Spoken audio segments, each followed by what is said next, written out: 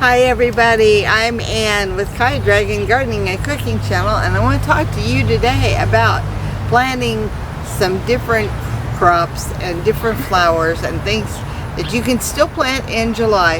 July is the hot month when you want to focus on your heat tolerant plants. It's not time to give up in the garden, by no means. It just means you need to use other resources, like maybe switch the times that you do some of your gardening to your earlier morning or your evening hours, utilizing shade cloth during the heat of the day and things like that to minimize the heat and the exposure to the sun. So some of the things that are still very beneficial and plenty of time for you to plant, no matter where you live, in your window of time before your next frost. And for a lot of us, that won't be until mid-October. So you want to check your seed packets on some stuff for maturity, and the stuff that matures quicker is probably the best way to go. That's the way I prefer. If something's gonna mature and be ready for harvest in 54 days versus 90, I'm gonna plant more of the stuff that's earlier. So your chicory is one of the plants that you can be planting now. It's a leafy vegetable or salad vegetable. Some people use it in cooking too. There's different types. Some of the popular ones are the Cataluna, the Pandy, Zucchero, Rosa di Treviestio, and I'm probably butchering these names all the hell, Grumo Verde, and there's frost tolerant ones that you can get also in the fall. There's also a type of chicory called radicchio, and it's maybe a little bit more bitter of a chicory, but it's also a very good variety that you can be planting this time of year. Castelfranco, Leonardo, Palo Rosa, and Rosa di Verona. That's what a lot of the gardeners like. They're probably on their top 10 list.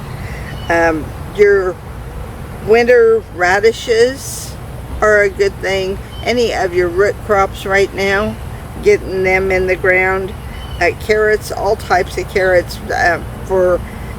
You want to sow those usually within the first week or two in July, because they're going to take 10 to 20 days to pop up.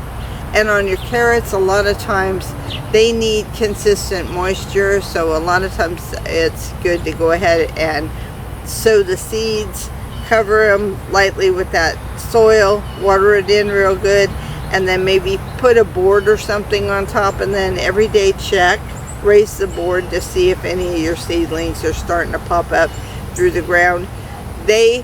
Carrots are one type of vegetable that does not do well popping through mulch.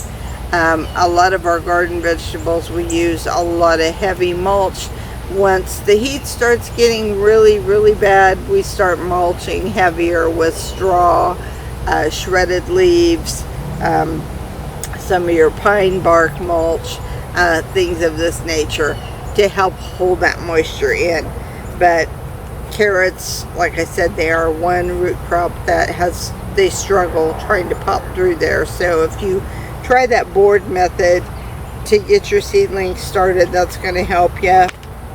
There's different types that you can plant that some people have better luck with. I like, if I'm going to use the stacking planters, because the pockets are like 8 inches deep on those. It doesn't matter what I put in there, but I do like some of the little round carrots. They work well in there. Endive is another plant food that you can plant in the garden this time of year. There's also escarole types with a flatter, broader leaf. So you want to keep that in mind.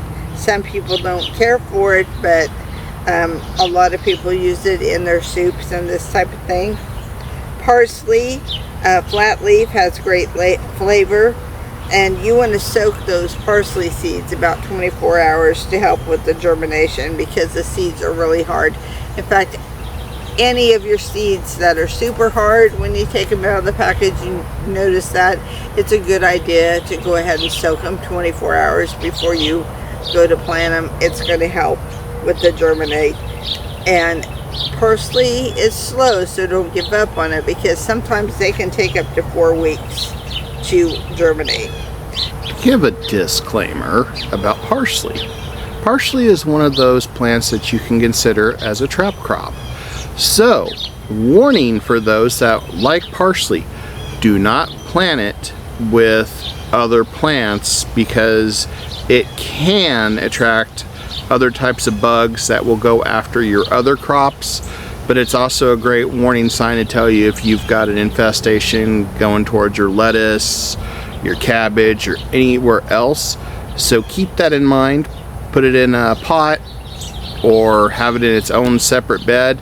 But whatever you do, just know that that is a trap crop, a very good one. And as I'm looking at my notes and reading some of this stuff to you right now, it's just things offhand that I was brainstorming.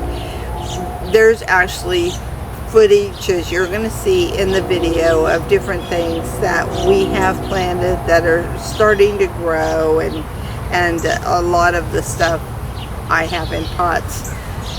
Dill is something that I do a lot of succession planting, and dill can still be started in July, even though it tends to bolt when the weather is hot. And there are different types that can take the heat a little bit better, but you can also plant it near taller plants, and it will help deter pests. It's also a host plant for some of your butterflies too. So fennel is another good plant and vegetable that you can plant, and it's also a host plant for many types of butterflies. So I like planting that in with my flowers. And I've also got some in pots by themselves. Forgot about Swiss chard. There are different types of Swiss chard that you can plant in July. And the great thing about Swiss chard, like kale and some of your brassicas, they like the cold going into the fall. So once you get that growing, you'll be able to harvest that through your fall months. So bush beans is another thing that you need to be planting now. There are a lot of early types that are ready in 60 days. Same way with cucumbers. The bush cucumbers, there are some that will be ready, like Socrates, I think is ready in 54 days, and that's from sowing to harvest. So check on your dates on maturity for that. Roma tomatoes is another vegetable that it's not too late to get started in July. A lot of people, if they don't have a really good tomato crop like they had hoped for, they will start pumping out Romas, so that way they have plenty of tomatoes to still get canning for winter. Your squash, like your zucchinis and your patty pans and that type of thing, succession planting is a must, because of the vine borers. They're notorious for ruining the plants. But July, it's not too late to get some more of those started. A lot of people pop the seeds right into the ground and then just keep an eye on it. If one plant goes bad, get it pulled and get another one in the ground, and keep them going. so that way you get some harvest going all the way through your fall and winter months. There's nothing like having some hot chocolate and zucchini bread. It is absolutely wonderful, and as you can tell, I like food. Okra is another thing that you can start in July. There's pros and cons, and some gardeners say no, that is strictly a fall crop, but you can start it in July. It's going to take a while for those seedlings to get up. It's going to take a few months for them to grow. So Malabar spinach is another great crop that you can get started. You're not going to want to do a whole salad with Malabar spinach, but I guarantee you get some of that stuff growing on a trellis. You will love adding that to your salads and to your soups. It is wonderful. And there's red Malabar, there's green Malabar, and they both taste great. So I really do like the Malabar. And spinach. one that we have discovered this year that has worked well in the heat is New Zealand spinach.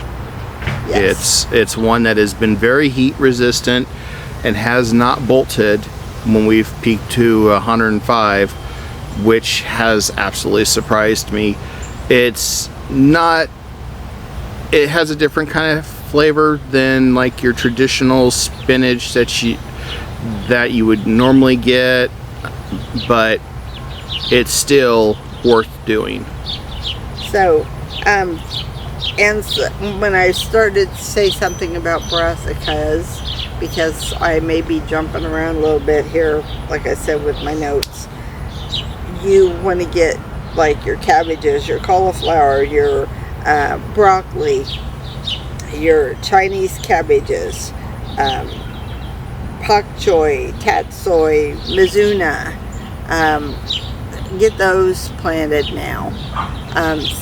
Some of your bok choys and your pak choys and some of the other Asian cuisine vegetables are great to start in the stacking planters in the 8-inch pockets.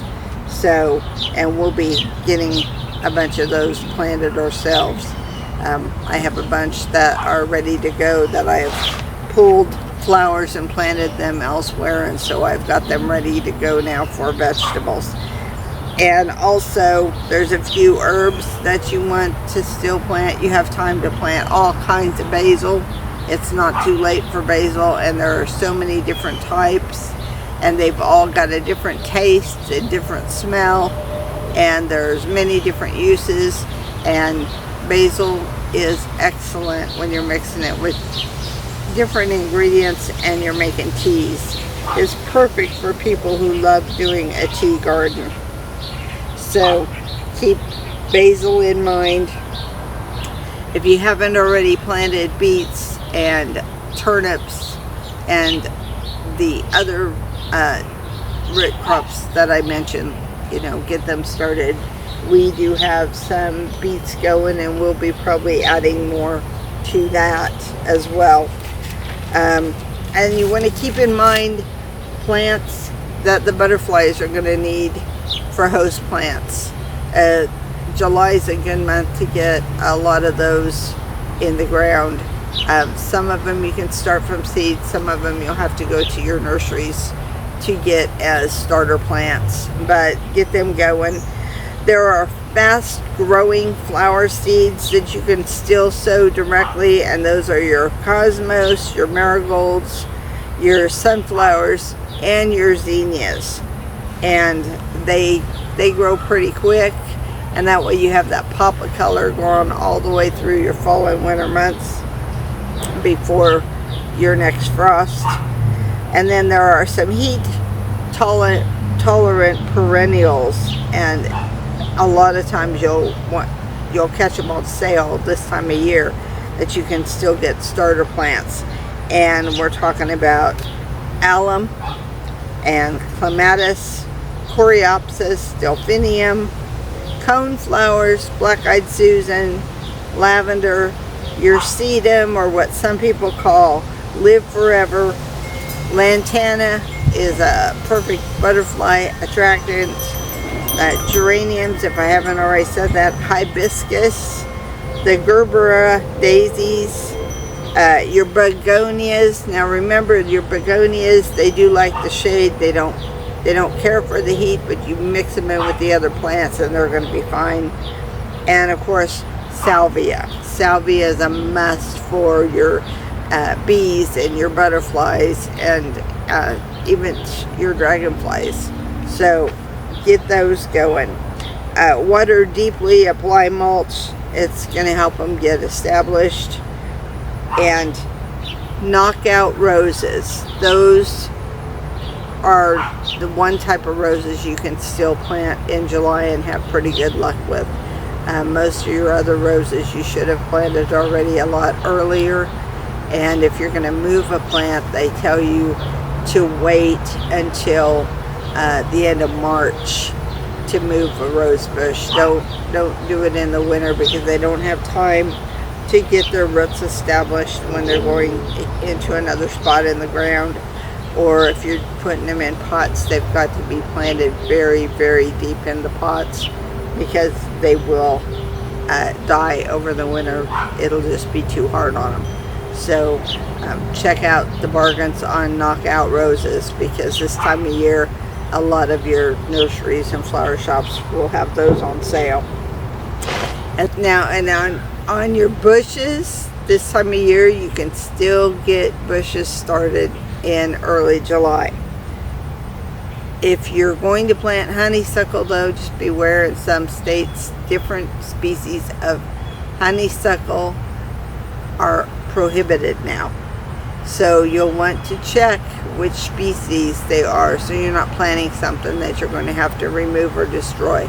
A lot of your greenhouses and nurseries have stopped selling anything that is not allowed in your state.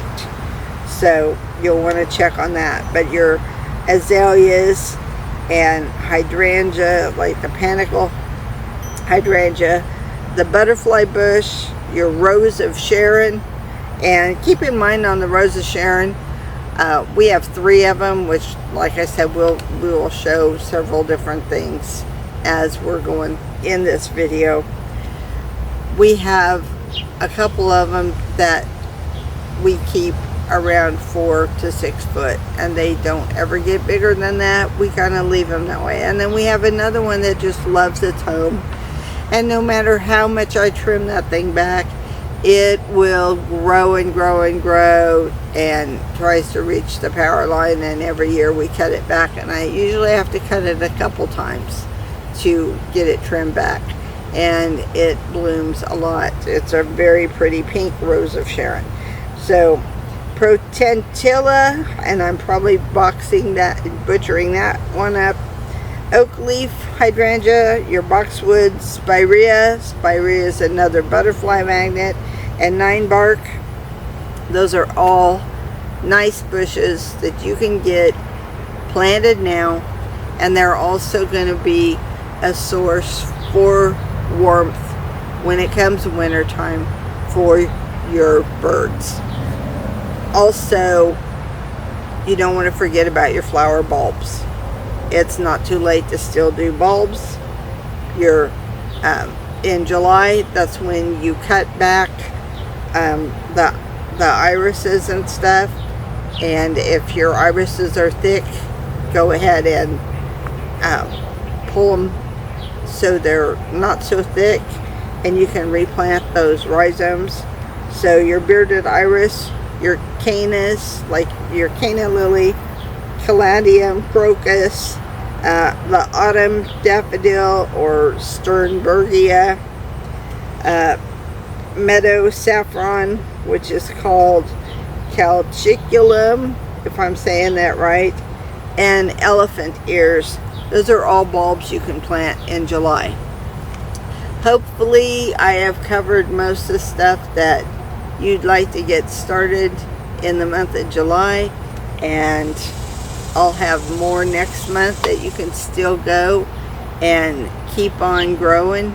And like I said, check for bargains, because now's the time of year where there's a lot of bargains in those plant stores and nurseries and stuff. And also check your seeds. A lot of times this time of year, there are still places that do different kinds of seed and swap meet things where they're selling off seedling plants and stuff. So it's not too late to get different things started under your grow lights that you can sell in September. So be thinking about that kind of thing. I know the area where we live, they have a big sale in September where they sell a lot of plants, and they do that a couple times a year. And people come from all over to get different kinds of plants and find a lot of bargains that way. So get out there, keep on growing, don't give up on the garden in July. I know it's hot, but switch the times a day that you like to get out there. And once again, that's your place. Make it happy, make it special, and make it something that it's desirable enough to you that you want to get out there and do something with it. I hope you've enjoyed this as much as I've enjoyed you. Thank you.